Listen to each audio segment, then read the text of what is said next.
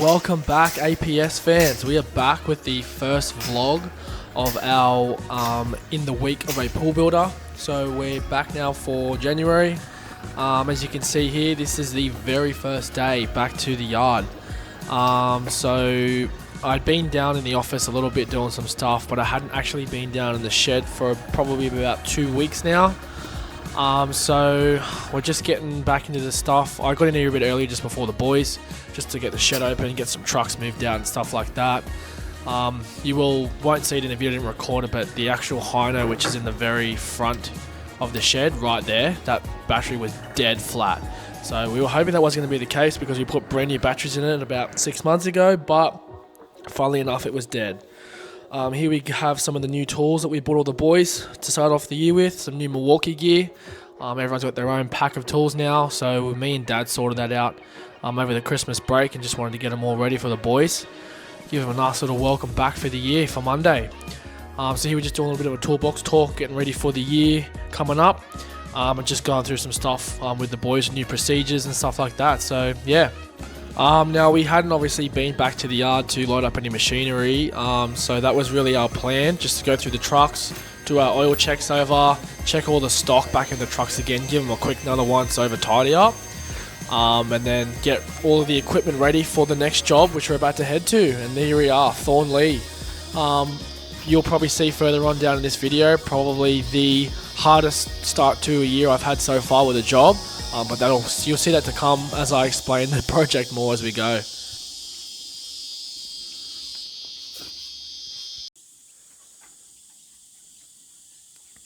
Alrighty, let's jump into some more finer details of exactly what's going on here. Now we were engaged probably around 12 months ago to take out the project of removing this old fiberglass pool and then installing a new one. Effectively what had happened is this pool was put in about 40 years ago by the owners of the home at the moment. For a 40-year-old project, they actually did a pretty good job for, I guess you could say, the materials and things back then. Anyway, pretty much what's happened is half of the pool coping area had started to sink and drop away. Obviously just with the old times of not knowing about stabilizing bases and stabilizing backfills and things like that, not having any cement in mixtures of backfill around pools. Obviously it's come a long way now since 40 years ago. But pretty much put into a nutshell, the back section of the pool there, which you can see right now, the whole coping had pretty much dropped away and sunk, and it was quite hollow underneath. That actually caused the skimmer box to separate from the concrete surrounds. And what was happening is when the pool had excessive overflow in the pool, it would wash out through the back of the skimmer, and it was eroding underneath the pool, like the pool coping itself, and then eroding the bank that's behind the pool.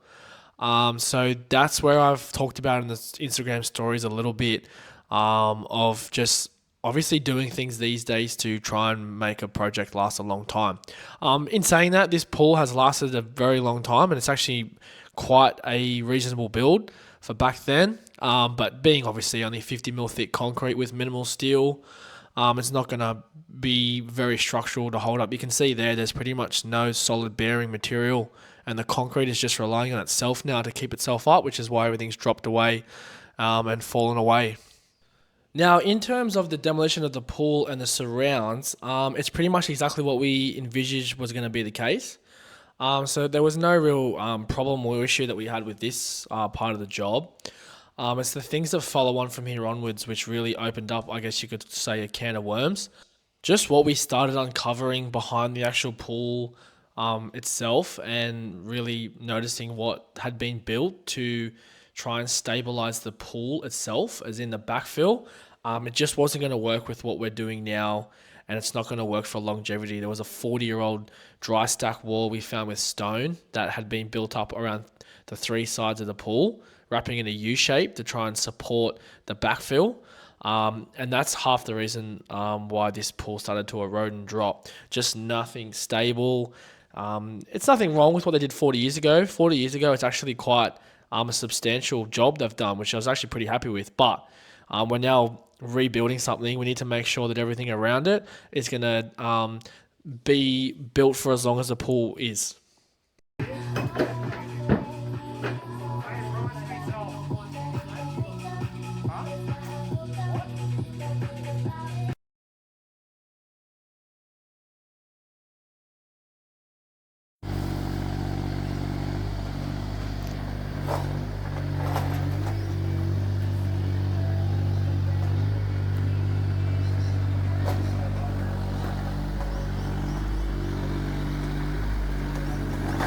Alright, quick little update out at Thornleigh.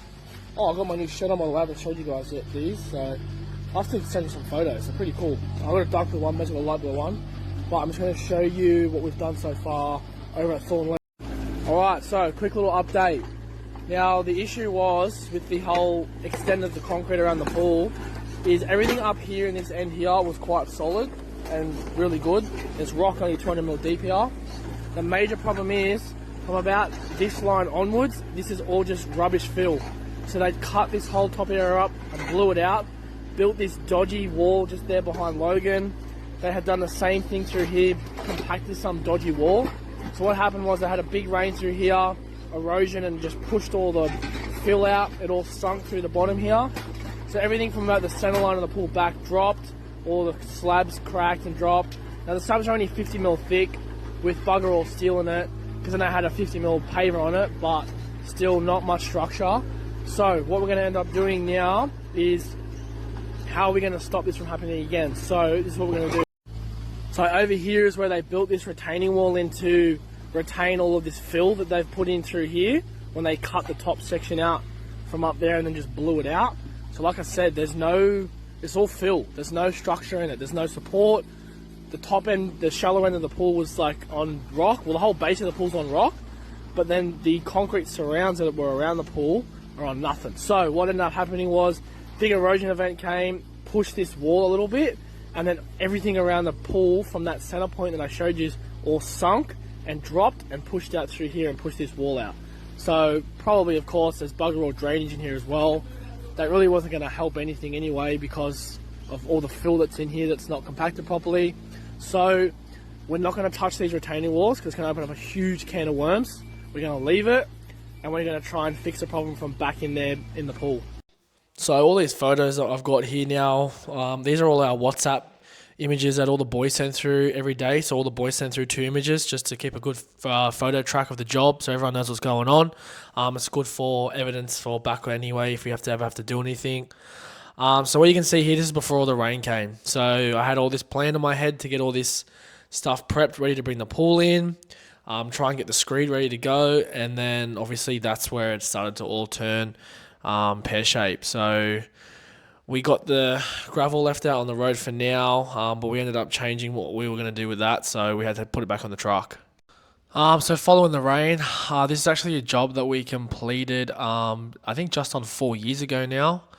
We got called back in there just to go do a bit of a maintenance on it, go through, check all the equipment. We had to replace the water valve unit in it, the brain. So generally speaking, 4 years is pretty good. In saying that, just to give you guys a bit of a heads up, this client doesn't tend to do much maintenance himself on the pool, which obviously can lead to more expenses down the track and things failing a bit quicker than normal. So keeping on top of your equipment and the parts that are in your equipment, here you can see here's a brand new acid pump we put on. Just keeping on top of it, guys, making sure that you're doing general services is a really good idea. This is our lovely client, one of our favourites, Phil Russo's pool. The boys just went back and fixed a little bit of grout for him. We had a little bit of grout problem. And then this is with their other service job we went and did. Same thing again. This pool's over 6 years old now. They had a blocked MDX. Logan was able to free it up just by putting the MDX on full suction, and we cleared it out. And then we've actually to go back there and put a new brain in it because we didn't have two, because we put one in that other job there, which is at Willoughby. So here's just a photo of the water valve. That's the brain system itself. So yeah, that's way out of date. Not out of date, but yeah, it's no longer working properly. It's faulty, so the heads aren't working at the right time. Here's our other new project out at North Rocks, just near North Mead. DJ started out there with Dad. It's actually pretty much a full rock hole. So just again, like nothing too major, but 2 jobs to start back for the year and really just push this back on the back burner. We just got to try and find stuff for the boys to keep doing and keep them going. This one here we knew was going to have rocks, so it's not too big of a deal. But yeah, so we'll get this one bashed out. DJ's been there for a couple of days now, getting through it. And then hopefully we can get this pool in. This is going to be a sleeper pool, so the house bill still needs to be done. So we'll get that in and put some covers over it. And then here we are. DJ went up on Thursday and picked up, this is the pool for Thornleigh project. So we wanted to get it out of Compass's yard for him because they'd been holding it for a while for us. So we just got it cleared out of here. And then here's obviously a good photo that Logan actually got down at Thornleigh. We went down there to go and try and pump the hole out, but we had no power from the storm. So yeah. Here's also the next drop that we had, which was following on from the first video I did, which was talking about pool costs. This one, episode 2, I go into more detail about the extras that you have on the project to finish it, some more the landscape. So this is the stuff that we're very familiar with because we do this side of it for our clients. So talking about choices of pool tiling, pool fencing, and just things to keep in mind of, even if you're not building with us, just things to keep in mind and to get your project finished. So you can enjoy your pool and keep it inside your budget. Put some brand new posts in through here down deeper to support the wall, so this wall won't blow over again. But effectively this wall isn't going to be really doing much anymore because we're going to have this Besser block skin wall behind it. So it's really just to keep it there for aesthetics, so we don't have to sort of change what's already here. It looks nice on the road having it timber, and all the guns there anyway. So, but yeah.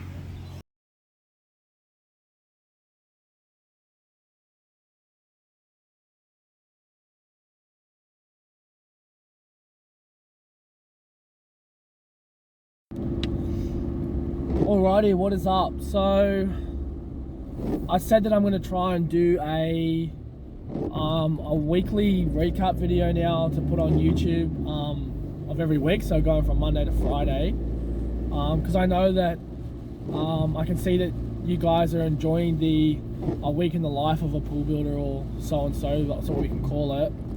So it's what I'm going to try and do now for the future, is just get all the content that I record during the week, and then I can just get it up on YouTube, and it doesn't take me too long anyway. It keeps you guys interested. It's a good little background for jobs too we can go back and look at. But anyway, I thought it's probably going to be something different to do, something a bit cool, and hopefully it helps grow the network of the YouTube and the socials and stuff, and for the reason I want it to, which is more just to help educate the industry, like educate our potential clients a bit more. And you know, it's a small world, but it's good to network with other people. So I think it's really why I'm sort of doing it. But anyway, let's start and let's talk about the first week back. So this was technically our first week back as everyone. So all the boys came back on Monday. I came back a little bit during the week before, just getting some YouTube stuff done. I recorded a video and stuff like that. But the week that was, so recapping it, you would have seen Monday.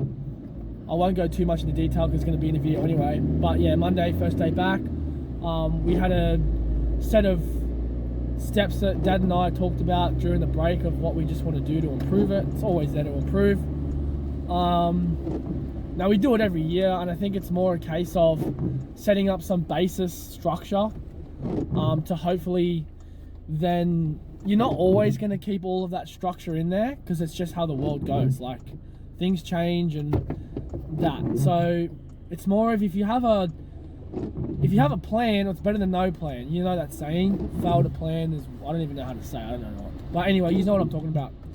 So we came back, gave the boys their new tools, you'll see it in the vid. Went through some new structures, responsibilities and things like that.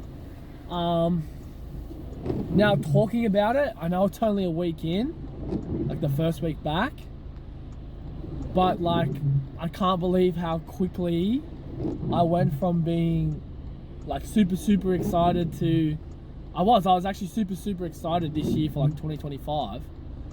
Probably more so than others. I don't know, I just think I had a bit more of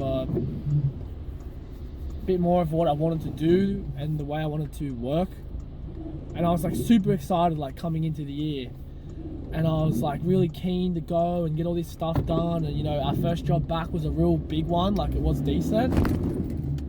And I wanted to get started rolling well and try and, you know, get the boys moving straight away and stuff like that. And I tell you what, what an absolute disaster of a first week back. Like, it's so not like, it's not disheartening, but it's definitely not the way I think I planned out 2025 starting, like from day one. And yeah, you can be like, well, it is what it is. And yes, exactly right, it is what it is. But every plan that I sort of had, and every plan that Dad and I sort of had of, you know, we're going to do this, and we got, you know, good structure for the first week, and this is going to happen, like, by Tuesday afternoon, it was out the window completely. And it hadn't even started to rain yet. And now we've had this massive storm that came through. It's raining now, still. And it was like so annoying because I had all this optimism of like, this is going to be sick.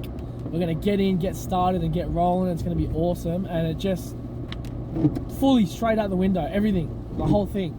I was supposed to start doing, I was supposed to plan on doing Wednesday, like office days, like at least half a day. Bang, already out the window. Not even 1 week back, and that already didn't happen. And that's not because I didn't organize or didn't plan things, but just the way that the week had started, it was already gone, not even a week back. And me and Dad were just sitting there, we just both laughed. And Dad's like, oh, so what about that meeting we're supposed to be having on Wednesday? And we both looked at each other because we know that it was not in our intentions to not have the meeting. But already it was like, it already didn't work, the plan that we had. So I still had the meeting anyway. We had a meeting in there with Rochelle, just going over the marketing, how much money we're spending on the marketing, is it working, are we getting the benefits out of it, things like that. But yeah, so it's still good, but I didn't get in there until 4 o'clock. I had to work a full day on site down here on this job at Thornleigh by myself. I hammered rock down there all day. And then I left work here at 3:30, raced back to the yard, had a meeting in the yard with Rochelle. We didn't finish till 6:30, so it was just, yeah, not the start to the year I really envisaged of having, but you know, there's not much you can do about it. But it was just annoying because like you try to plan it so that you can, I wanted to try and plan it so I could give myself time to do more things, not just this social media stuff, heaps more stuff. And even Dad's the same, like he's trying to structure it so that he's got more time to do his stuff. And it already just like I said, the first day back, even he was like, holy crap, like my phone has not stopped and it's day one. So, but anyway, it is what it is, and I guess it's the, what's the word, like, it is good to have it there, that pressure, like have that pressure there of you've got to make sure this is organised and things like that. It's good to have that. It is complicated sometimes, like I'm running now, what do we got, 1, 2, 3, so there's 4 of us boys now. We've got a new guy started, Glenn. But there's 4 of us now on site, and then 5 including me. And me and Dad juggle well not juggle, but he comes to me and says, okay, who do you need, what do you need, where, can I pinch this guy for this job, or can I do this, or I'm the same, I'm like, no, I need this person, like I need them today, or I need that truck today here, I need this materials, this equipment here, so I need that machine. So it's always a back and forth of going and discussing with each other of like, what can we do? And it doesn't get frustrating, but like it is hard because like you try and have a schedule and you have a calendar and you have all this stuff planned out. Like we were supposed to pick up this pool on Thursday, and it was supposed to get delivered straight from Compass Yard, and we were going to bring it straight to the site because we're on the way. This job is on the way to our yard, so there's no point taking it back to the yard to bring it back. And it's not Compass's fault, but they've got a schedule they work to as well, and they've got a yard that fills up. So we're like, yeah, we're gonna get the pool out anyway. So like now we've had to pick the pool up. The pool's now back at the yard because I don't reckon the pool's gonna probably go in now until next Thursday. So just an absolute nightmare. Not the way I thought it was gonna go. Weather played a factor in it. Not only that, the job absolutely turned into a complete can of worms. Like, the job's just, it's not blown out in the fact of money. It's just blown out in the proportion of what we thought the job was going to entail. And we couldn't really see this, like we couldn't see the structure that was there or anything until we started ripping the pool out and things like that. And obviously there was a problem with the pool already. But yeah, just not what I had planned in for first week back. I think it was a bit of a kick in the, not a kick in the guts, but it was like it brings you back to reality. It's like, yeah, you want to have a plan? All right, I'm gonna show you. You think you're gonna try and make a plan to make it a walk in the park for yourself? Well, guess what? It was like boom, boom, boom. Here you go, done. But yeah, anyway, week 1 done, finished. It's now 12 o'clock and we've left site because it's raining. I can't lay blocks in rain. Like that's it. We did the same thing yesterday. Glenn and I were on site until about the same time yesterday. 10 o'clock. We got absolutely soaked because we had a load of gravel out on the road. I had the gravel there ready to go into the screed. I had to take the gravel back to the yard. Like, you try and do all these things to make the job work smoother and efficient and not spend money. Like, I brought the gravel to the job early because we had to take a concrete load to the concrete recycler. So instead of DJ doing a backload of nothing, I was like, well, you're gonna go to the quarry anyway, tip the concrete off, and then put gravel on, bring it back to the site, and then we'll be ready to take it in tomorrow. Yeah, cool. And then Dad's like, I don't want to get a fine for the gravel being there. Like, he didn't get shitty at me because I brought the gravel early. He would have done the exact same thing. But I was just so annoyed. I wasn't annoyed at anybody. I was just annoyed at the fact that now I had to reload the gravel back on the truck, take it back to the yard, after I had tried to plan to make it smooth for everyone. Because then DJ didn't have to come back there because he had to go to another job. I tell you what. And look, I don't even run the business. Like, that's Dad's job. So I'm still feeling it because I've been doing it for so long now with him, and I've got like that mentality of it, which it's come from him anyway. But like it is, I'm responsible for the boys. That's pretty much it. I'm responsible for them. I'm responsible for keeping them working, and keeping moving things along. Like, that's what it is. That's what it comes down to. And the same for him. Like, he knows there's only so much we can do, or you can only work with what you got. So that's just where it's annoying, because you just feel shitty because you're like, well, that whole plan was gone. And that's where I get frustrated sometimes, because I'm like, Dad plans everything out to like the T, or he tries to plan it out to the T. Like, he needs to know. There can't be any of like maybes or I'll just go with it. I'm a bit different, probably because he was so strict on that part of it. It got a little bit, not too much for me, but it's very hard to, people are different, that's how it is. There's nothing wrong with it, it's just people are different. So like, I'm in more of the case of like, well, if it happens, it happens. It is what it is, or I'll just work to what I can do, and like, it is what it is. I can't make anything go quicker than what I'm doing. I try to obviously do everything as sufficient as I can to make sure I'm not wasting money, wasting time, wasting materials and that. At the same time, making sure the job is progressing at the quickest way I think it can go. And usually Dad and I are on the same page of that anyway, so we both think mostly the same about constructing it or whatever. But anyway, that's week 1. Stressful. The Pool Spire Expo is in 6 weeks as well on top of it. Like, we've started that now, planning for that role of it. It's just, I feel bad for the boys down in Melbourne. Their Pool Spire Expo, I think, is in, what's theirs in? Theirs is in 2 weeks, I'm pretty sure. Like, that's stressful, coming back to a new year and then having that straight back in. Like, that's hard. Like, even us doing the Pool Spire Expo in March is difficult, just because there's a lot going on in the start of the year. It is a benefit though. It is our quieter part. It is our quietest period for selling, we find. But yeah, it is what it is. So anyway, I'm gonna jump off for here now.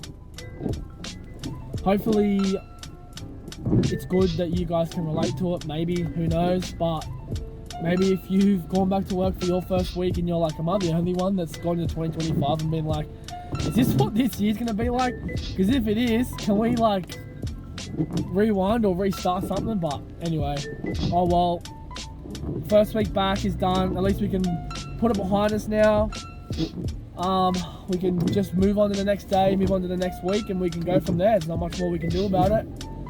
But anyway, if I don't see you soon, I'll see you later. Keep watching, and yeah, hopefully we'll be building your pool next. See you guys.